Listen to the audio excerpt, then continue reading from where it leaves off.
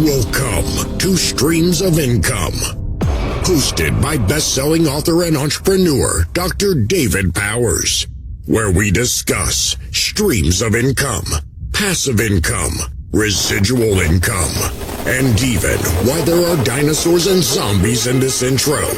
Fasten your seatbelts and get ready to dive in.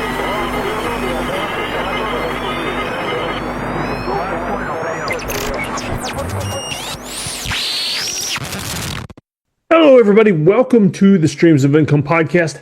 Thank you so much for tuning in. I'm glad you're here. I'm glad you are willing to give me some of your time to listen to either a business lesson or an interview with an amazing entrepreneur. So once again, thank you for listening to the Streams of Income podcast. I hope you enjoyed this episode. All right, we are here with Chris Lento with EMC Capital. And Chris, is it fair to say you're an expert in multifamily real estate? I think at this point, yes. I think it's fair to say. Yep. And I was looking at your website when your assistant first reached out to me, and you got some holdings not too far from me in Charlotte and Stone Mountain. I'm kind of right in the middle between several of your spots. Where are you located? I'm in Liberty, South Carolina, not too far from Greenville. Got it. Yep. Yeah, I know that area. Yeah. And so real estate, what got you started in the real estate? So I was an aerospace engineer, but right out of college, I started, I moved into a rental unit and, kind of like, hey, we're paying a lot. I live in Boston and, man, 3-unit apartment. And, me and my friends were paying a pretty good rent, I thought. And then there's 3 other units and I'm kind of looking around. I'm like, who owns this place? How does it work? So I started kind of reading books and asking questions. And then, fast forward about 2 years and I bought one kind of in a rundown neighborhood, but still, moved into it, started fixing it up. And then I've been basically doing real estate since. Yeah. Wow. A 2-year on-ramp, though. That seems pretty fast to me because I'm not into much real estate myself. Yeah. I mean, it wasn't like, I don't know. It wasn't a career plan, right? It was, like I could live in this thing. And I was also, I'm kind of handy. I've always have been. Yeah. And like, I'm in this rental unit and I'm like, I wouldn't mind fixing up one of these, like while I lived in it. And, so it was kind of a combo of like interests and financial, opportunities. And then I just really liked it. Okay. Yeah. I mean, me and my wife love watching the income property TV shows on the HGTV and all that. And, I mean, for my audience with the entrepreneurs, I mean, that is definitely one of the easiest ways to get into real estate is just to, buy something where you can rent part of it out, whether it's a basement or another unit or something like that. But man, you've gone crazy though from that one unit to what you have now. There was a couple big jumps along the way. How many doors do you guys own now? Or is that the proper way to think of it with multifamily? Yeah. Just under 1,000. Okay. Wow. Yep. Yeah. So how did you make the big leap from like entrepreneur real estate to, I mean, you're big time now. Yeah, I think it was a couple of things. So the first was making the realization that I don't have to like buy in my backyard. So, that was always a rule of real estate that I read, always buy in your backyard. And Boston's very expensive. So I sort of bought, 2 of these buildings. So I had 7 units. And I was like, it's going to take me a long time to build a decent portfolio here because at the time, the units were like $300,000 per unit. Oh, so wow. It just take a long time to buy them and build the rental income and then buy another one. So I started looking at, other markets, and there are markets in the US that, the rent to purchase price ratio, which is a really basic way to think about it. If you have a 1-bedroom apartment, what can I buy it for? And what's my monthly payment? And versus what can I rent it for? And, there's some markets where you can buy it for less than you can rent it for, like kind of basic math. And so I started thinking, all right, well, let me evaluate some of those markets. And then I bought a property about an hour from Boston. And my kind of plan was I'm going to treat it like it's in Florida. Like I'm going to go there once every 4 months. I'm going to hire a property manager. I've been managing all my own property. And Oh, okay. Yeah. on hire a property manager, I'm gonna have like weekly calls or whatever you do with a remote property manager. I'm gonna figure it out, and it worked really well. And I went up there Yeah. every 4 months or so. And when there was actually a fire, and I didn't like jump in my car and run up there, I called the property manager and I said, what's going on, and so I managed it like it was remote. And then from there, I actually 1031 or tax deferred exchange that property into property in Florida. Okay. So I kind of proved the model out, and that was a 24 unit. So I went from a 5 unit in Salem, Massachusetts, to a 24 unit in Tallahassee. So that was sort of a big jump. Learned a lot about running a real remote property, a bigger property, a more professional property management company. So that was probably the first thing, is location. Second thing was getting comfortable and wrapping my head around the idea of partnering with equity. Mm-hmm. So not just having all my money, but finding people that are interested in a more passive role that are willing to invest alongside me. And that's really what allowed me to ramp up faster. Okay. Because you can kind of only build so fast if it's just your capital. Yeah. I was listening to a real estate podcast yesterday, and that was one of the biggest things he said is you got to get out of the mindset of doing this with all your money, because it's always going to be so finite. Absolutely. Absolutely. And there's some benefits of it too. I mean, one, your emotion, not that it goes away, but it's hard to fall in love with a property where the numbers don't work and then get someone to invest with you. Right? Like they're like, this doesn't work, Yeah. or, you have to hit returns. Like you have to model it out and say, this is what our agreement's going to be, and you're going to get, projected this amount of return. So it makes you disciplined in your acquisition approach. Yeah. Oh yeah, definitely. And the property management thing, I mean, all my friends that, big into mostly single family homes, but they swear by property managers, like just get a good one and it makes life so much easier. One of my friends, he's got, I think 12 houses, and he manages one of them because his daughter lives in it and hates every minute of it. He's out there mowing the yard and calling the bug guy and everything else, and wishes he would just get a property manager for that one too. Yeah, there's a lot. So I had my 12 units that I was managing, my 7 units that I was managing myself. There's just a lot of mental overhead. A lot of little things you have to do and keep up on. And then, like, I didn't get as many, clogged toilet calls in the middle of the night, but I got enough. I got enough so that when the phone rang with a number I didn't recognize, like you had that feeling like, this could be terrible. Like I got to deal with it now, I really enjoy having third-party property management and really asset management, which is all the other stuff that's not the day-to-day. So, negotiating the insurance updates, dealing with refinances, dealing with the lender, changing the properties, capital improvements that, I decide we want to make, and then managing the property management is significant effort. It's not passive. We'll put it that way. Yeah, everybody talks about passive money in real estate, but they quickly realize that it's a different path you got to take to find passive real estate money. Agreed. Yeah, it's true. You can be truly passive, but you're not.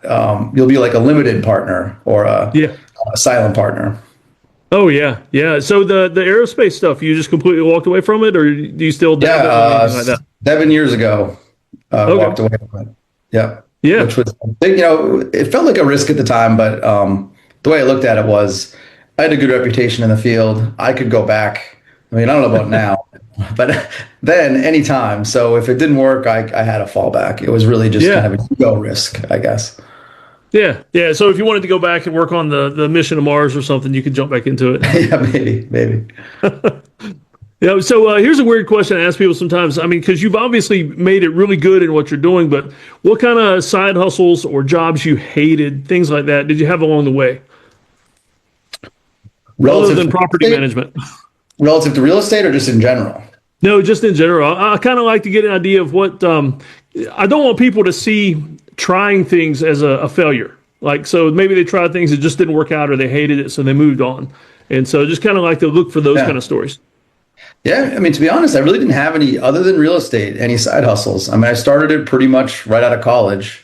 Yeah. Just learning about it. And that was kind of pre-podcast and and the internet was around in 2000, but it wasn't like as Yeah. valuable, right? So it was just talking to brokers, reading books, and yeah, that was really my primary one. I didn't pick Yeah. anything else up. Okay. Yeah. Yeah. That was back in the old days when to do research, we had to go to Barnes and Noble instead of the internet. Yeah, absolutely. Yeah. Because especially when we're starting out, you got to read those books at the bookstore instead of buying them too. Yeah. So, what's next for you guys? I mean, you have a lot of properties now, but where are you looking at maintenance or expansion? What kind of things you guys? We're looking at scaling up, so Okay. moving out of a lot of the smaller ones. So I think my smallest is 24 units, and I have a kind of a handful in the 24 to 50 unit range. Yeah. So we're going to exit out of those and move more towards the larger properties. There's a lot of economies of scale, better property management, Yeah. better staff. You can put more technology into the properties when they're larger because Okay. it supports the cost. So Yeah. yeah, basically scaling up. We're still in acquisition mode. We're actually looking at a deal right now that looks very promising outside of Atlanta. Okay. So yeah, we're still growing, and hiring. So that's busy. Yeah. Oh yeah. I mean, that's a big difference though, because I mean, a 24 unit, that's what you might call an apartment complex. You get more than that. You're talking almost a small city there. Yeah. And it's a lot of like infrastructure and everything, amenities. I mean, everything changes at that point, I would imagine. Right. And then the way the property management functions changes as well. So the 24 unit, there's a local property manager who handles your calls, but on a 100+ unit, you have on-site staff. So you have a full-time maintenance person, a full-time leasing agent. They're there all the time. They're really extensions of your company. Oh yeah. Yeah. Yeah. Whether people want to think so or not, they treat them like they're employees of yours. Yeah, I mean, you have to, right? I mean, I just got a text this morning that one of our leasing agents, gave her notice, and then I was texting with the property manager, and say, hey, sorry, I heard about so and so leaving. We were really trying to keep her, and so just keeping that relationship, Yeah. maintained, and letting the staff know that their paycheck comes from the property management company. But we're really the bosses, right? Like we're the ones who are setting the targets, and we own the property. So they indirectly work for us, and we want them to feel like part of our company. Yeah. Oh yeah. Yeah. And if something bad happens, it's your reputation on the line.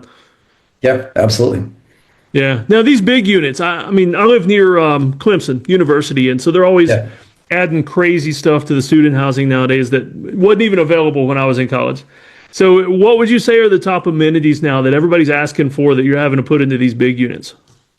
So the most modern or newest units we have, I'll call them A- units. So we have a couple properties that are older. So they're converted banks or converted schools, and they're top level, but they're not brand new, meaning they don't have rooftop pools or crazy amenities.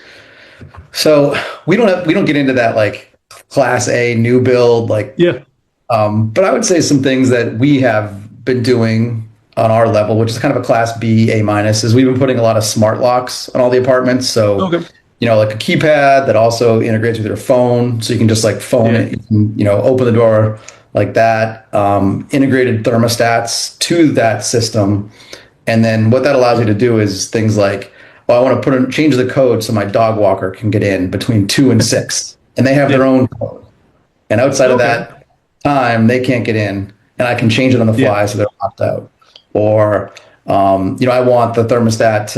I can on my phone program it so the thermostat kicks to a certain temperature an hour before I get home, and that kind of stuff. So like kind of like integrated technology, I would say. Yeah, it's kind of little things that make life easier. Yeah, absolutely. We have a couple pet washing stations, which are used here or there. But our properties are not heavy amenity.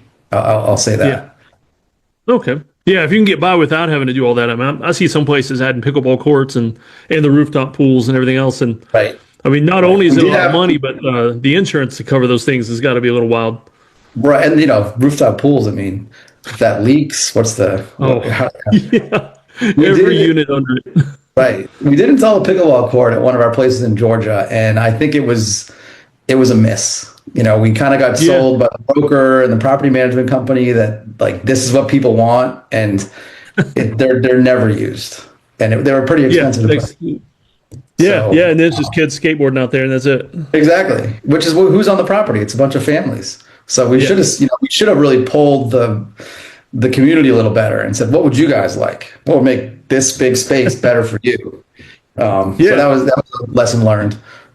Oh yeah. No, that's a good point though, because I mean, a lot of people that they do things without talking to their actual audience. Like they'll do something because they like it, or other people say they want it that aren't even the ones that live there or use the core product, Yep, and absolutely. you save a lot of money doing that. Right. And then you get a happier like resident base, right? They get what they Yeah. want, not like what you think they want. Oh yeah. Yep. Yep. So with your company now, can people invest into the stuff you're doing, or is it only Yeah. from credit investors? How does that work? So we do primarily accredited investors, but sometimes we'll open like the beginning of an investment up to non-accredited investors for a certain time, Okay. and then we'll switch over to Yeah. accredited. Okay. Because I mean, I really like that approach. I mean, it's one thing to just go out and buy a single family home, something like that. But what do you call it? Fractional real estate, where or you just get involved in the equity side of it. It's a great way for people to get involved, but I mean, definitely more passive for them. I mean, it's 100% passive. The role of the investor is evaluate the opportunity, do all the due diligence that you feel you need to be comfortable, invest, read the newsletters once a month, deposit the Yeah. checks, and then ask questions where needed. I mean, there's really no decision making or role for the limited partner in that scenario. So it is a Oh good yeah. way to get diversification into real estate without having to, do the day to day. Yeah. Oh yeah, absolutely. And what is the best way for people to get in touch with you and check out the company and everything? Probably my website. It's emcapitalgroup.com. And then I'm Eden pretty Capital active on Group. LinkedIn as well. Okay. Yeah, that's where I started looking up your stuff. Your assistant sent me to your LinkedIn profile. And you Yeah. guys are pretty busy on there. Yeah. She does a good job keeping that Oh going. yeah. It's like a property manager. You need to hire an expert to do the things that you're either not the best at or don't want to do.